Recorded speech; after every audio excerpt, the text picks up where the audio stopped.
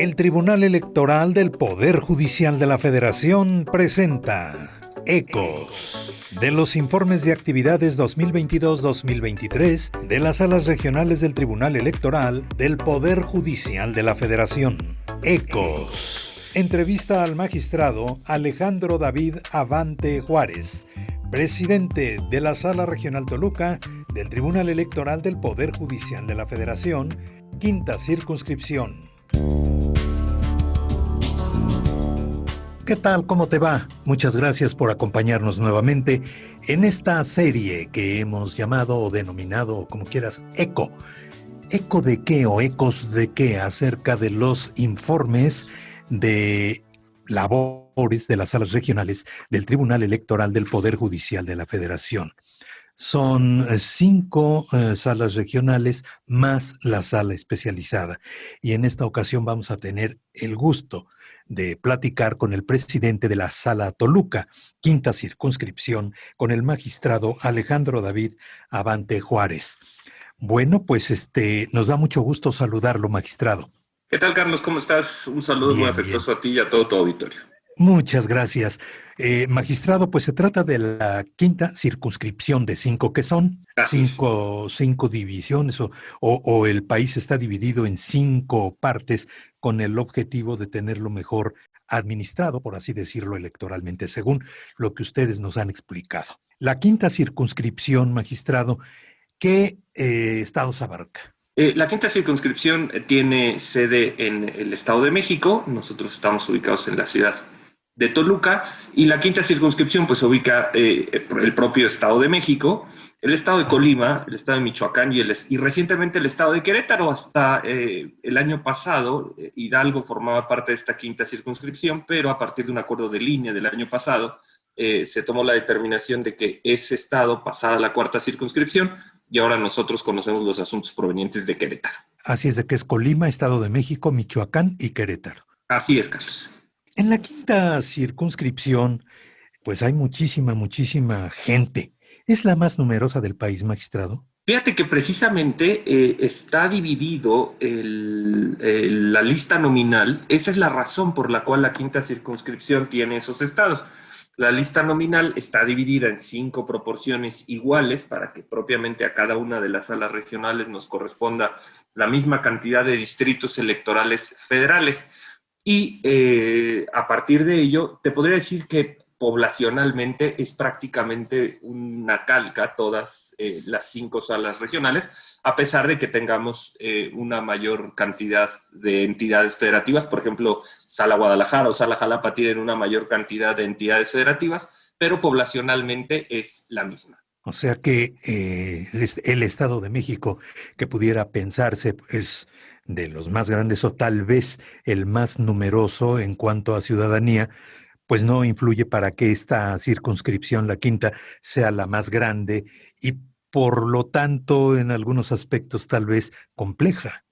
Tiene mucha complejidad porque en realidad el Estado de México es una entidad federativa que comparte, les comento yo en diversos foros, comparte hasta 5 realidades muy distintas.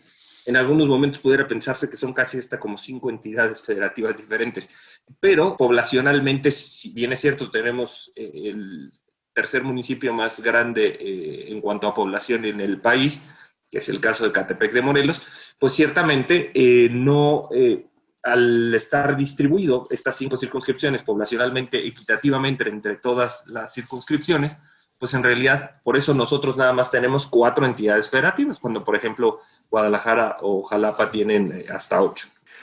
Hace un rato quedé pensando en la total disparidad en el Estado de México de situaciones socioeconómicas. ¿Eso influye, magistrado?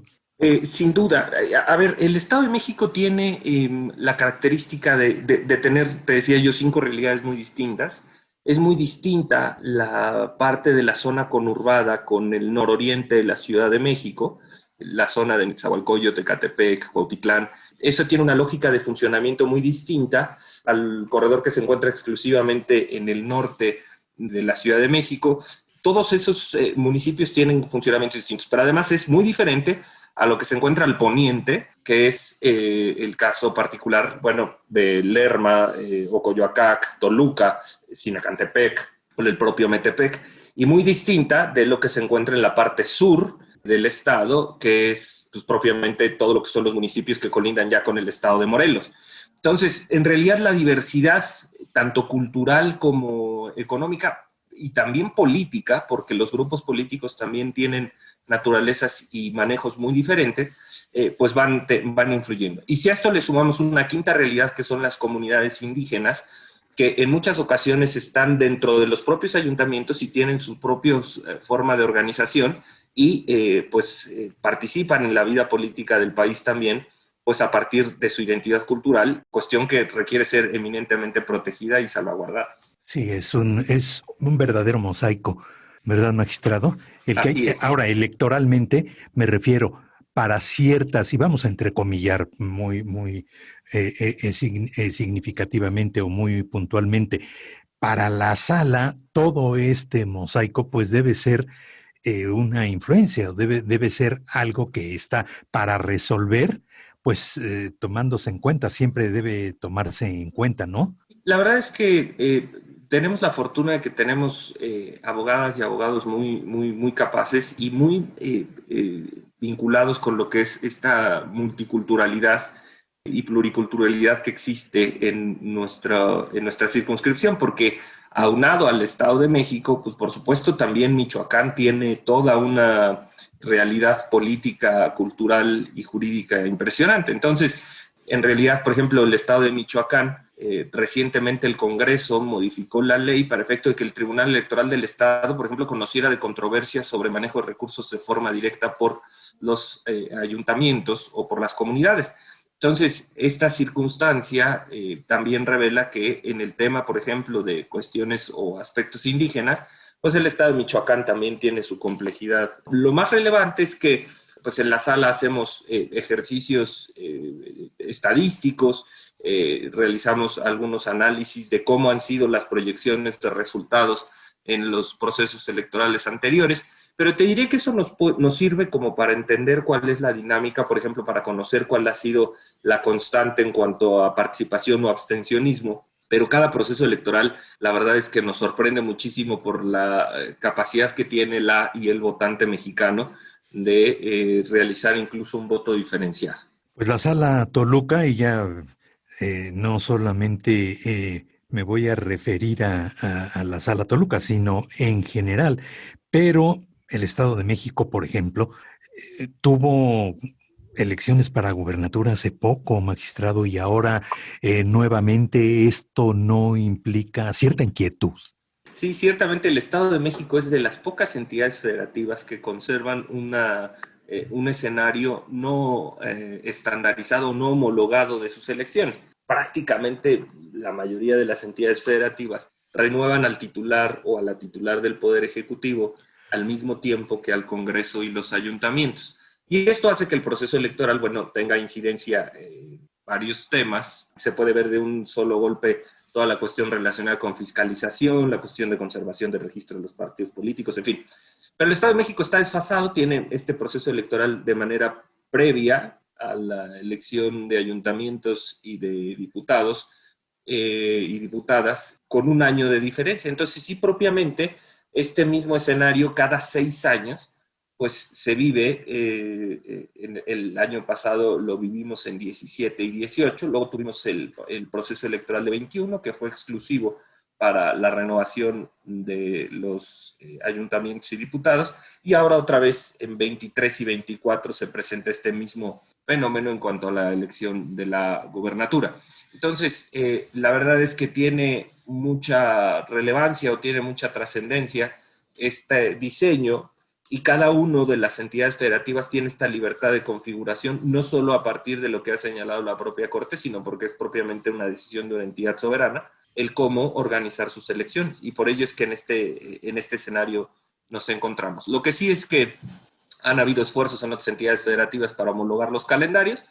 Aquí en este caso particular, pues se ha mantenido este esquema. Platicamos con el magistrado presidente de la Sala Toluca del Tribunal Electoral del Poder Judicial de la Federación, Alejandro David Abante Juárez.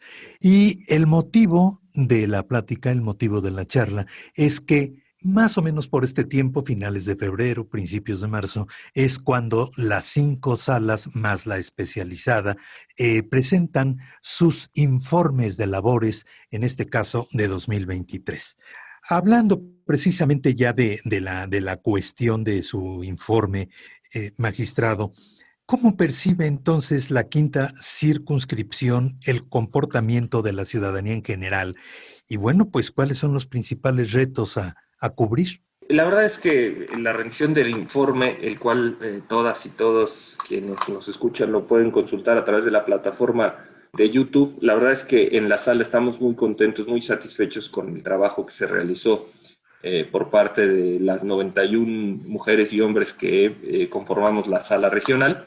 La verdad es que fue un ejercicio de rendición de cuentas que nos deja con muchas satisfacciones, y el esquema o el escenario de preparación del proceso electoral cursa por varios esfuerzos que hicimos ya desde este proceso o este informe 22-23 que se rindió, porque, por decirte algunos ejemplos, hicimos un procedimiento de capacitación interna a partir del cual, bueno, pues nuestra Secretaría General de Acuerdos está haciendo un esfuerzo importante para efecto de poder turnar de abril a octubre, por ejemplo, del año pasado. El 22% de los proyectos se turnaron ya con una propuesta de proyecto de resolución cuando involucraba la emisión de un acuerdo de sala, de una consulta competencial o una improcedencia.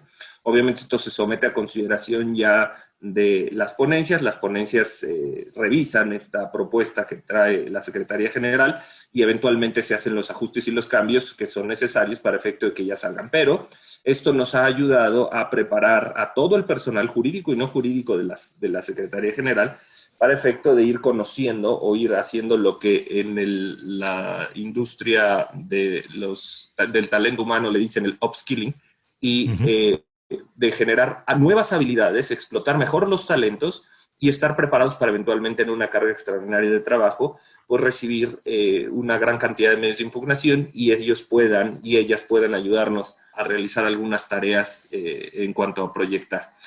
Estamos intentando también conectar mucho con la ciudadanía. Fuimos una sala pionera en cuanto a la emisión de un acuerdo, de un protocolo para la presentación de escritos de amicus curiae. Hemos trabajado a partir de la colaboración con la presidencia del tribunal, la emisión de un protocolo para el recuento en sede jurisdiccional. Se elaboró este proyecto en Sala Toluca, se sometió a consideración del resto de las magistraturas regionales. De igual manera, pues intentamos conectar con la ciudadanía también. Fuimos pioneros en ser la primera sala en tener un chatbot. Ella es Justina de la Quinta, un chatbot por WhatsApp que le permite a las y los ciudadanos pues realizar toda una serie de consultas de las cosas que hacemos en la sala, dónde estamos ubicados, quiénes somos las magistraturas, cómo pueden presentar un escrito de alegatos, cómo pueden presentar un juicio en línea, cómo pueden organizar, incluso tenemos visitas guiadas para las y los universitarios. Entonces, eso es con el estricto afán de estar acercando la labor jurisdiccional a las y los ciudadanos, porque preguntabas tú, Carlos, cuál era quizá uno de los retos importantes para el proceso electoral, y yo creo que es ese, el conectar con la gente, el evitar que la apatía sea un factor en esta elección. El ejercicio democrático en nuestro país es tan trascendente que es fundamental decirle a las y los ciudadanos que es muy importante que lo aprovechen. Se nota que hay cierta ebullición, cierta Sí, inquietud por estar presente, por participar, por ir y votar. poco a poco, cada vez más. Creo que aquí lo más importante es conectar con las y los jóvenes. Finalmente, todas las elecciones son un proceso que todas y todos debemos enfrentar y cumplir, y no hay resultados escritos. La participación de todas y todos los mexicanas y mexicanos es muy importante. Yo te puedo decir, hay elecciones, he sido testigo de elecciones que han sido definidas por un solo voto, o elecciones que han tenido que ser anuladas por un empate. Entonces, Ujú. eso nos revela que todas y todos los votos cuentan. Entonces, aquí todas y todos los ciudadanos tienen que salir a votar, tienen que tomar la bandera de su democracia, Y por supuesto, la mejor forma de vivir en democracia es haciendo conductas democráticas. Y bueno, pues una esencial es salir a votar. No hay miedo. Ninguno, Carlos. La verdad es que somos un pueblo muy resiliente. No debe haber ningún temor, ningún miedo para participar en democracia. Ciertamente habrá actores políticos, habrá discursos que eventualmente tengan alguna línea vinculada con el miedo, pero creo que cada una de las y los ciudadanos debemos ponderar esta realidad que tenemos. Yo diría que la mejor forma de contrastar cualquier intento por acabar con la democracia con miedo es precisamente enseñando que nadie es más fuerte que todas y todos juntos. Entonces, será muy importante que las y los ciudadanos salgan a votar. Ajá, sí, sí, magistrado. El magistrado Alejandro David Abante Juárez. Hace un rato usted hablaba de los amigos de la corte, ¿verdad? Así es, así es. ¿Cómo actúan estas personas? ¿Cómo son? ¿Qué es lo que hacen? Mira, Carlos, esta modalidad es una modalidad de comparecencia a los juicios que tenemos tramitándose en los tribunales, que requiere que alguna de las personas que se vean interesadas en proveer a la Corte de alguna información técnica específica para efecto de que se tome en consideración al momento de emitir una resolución en concreto, pueden presentar lo que se llama un amicus curiae. Y este es un escrito en el cual puede ser una organización civil, pueden ser un grupo de ciudadanas o ciudadanos. Es muy importante destacar que no deben tener interés en el asunto, o sea, no deben tener interés jurídico, no deben ser alguna de las partes que ya fueron derrotadas, no puede ser a lo mejor un candidato dentro, porque esa figura jurídica será distinta, será una coadyuvancia, será un tercero interesado, en fin. El amicus curiae lo presentan ciudadanas y ciudadanos que están esencialmente vinculados con la controversia. Por ejemplo, si estuviéramos analizando una controversia sobre violencia política por razón de género, podría comparecer como amiga de la Corte o amigo de la Corte una organización civil de mujeres que quisiera proveer de alguna información técnica sobre el caso específico, por qué este caso debiera ser considerado como violencia política por razón de género, en fin.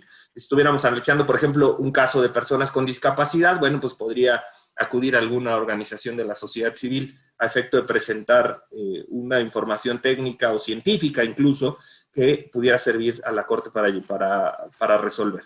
La esencia de este escrito o estos escritos de amigos de la Corte es que es una práctica judicial no reconocida ni legal ni constitucionalmente, pero es una práctica judicial muy favorecedora, pero ha sido materialmente inserta en nuestro orden político electoral a partir de que forma parte de una jurisprudencia de la Sala Superior que, bueno, obliga a que cuando se presentan los escritos de amigos de la Corte, estos sean ponderados y analizados. Entonces, en varios casos hemos recibido escritos de amicus curiae, en algunos les hemos dado trámite, en algunos no, pero detectamos en Sala Toluca que había como una falta de conocimiento sobre lo que materialmente era el amicus curiae, y por eso hicimos este protocolo para la presentación de amicus curiae, para que la ciudadanía tuviera acceso a conocer cómo es que se puede presentar este escrito y qué alcances tiene.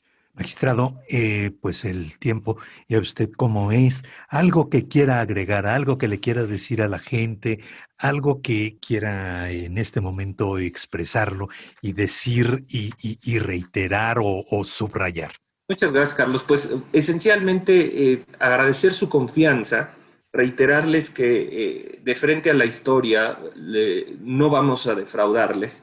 Nosotros hemos estado haciendo una gran actividad de preparación, hacemos simulacros, ejercicios estadísticos, para efecto de tener cierto cuáles serán las cargas de trabajo que habremos de enfrentar. Estamos listos, preparados y sin duda alguna estoy seguro que el año entrante entregaremos buenas cuentas de lo que fue el proceso electoral, pero esto solo se puede lograr a través de un trabajo de todos los días de parte de todas y todos los colaboradores de la sala regional, a quienes particularmente quisiera aprovechar este momento para agradecerles su esfuerzo y compromiso decirles que las magistraturas, a nombre de la magistrada Marcela Fernández y el magistrado en funciones Fabián Trinidad, estamos muy orgullosos de su trabajo y tenemos plena confianza en que vamos a salir adelante. Y a la ciudadanía decirles que vayan, voten, participen, emitan su decisión en las urnas, porque ese es el modo más patente de vivir la democracia, y no solo vivirla en lo personal, sino hacerla esta forma de vida, que las generaciones que vienen detrás de nosotros, cada vez más al lado de nosotros, pues se den cuenta que es una forma de participar, que es importante que lo hagan, y pues abatir ese abstencionismo o esa apatía, que lo único que puede hacer es pues dejar la decisión del rumbo del país en manos de alguien más, cuando tú la tienes en tus propias manos. Entonces, reiterarles que tengan mucha confianza en el Tribunal Electoral.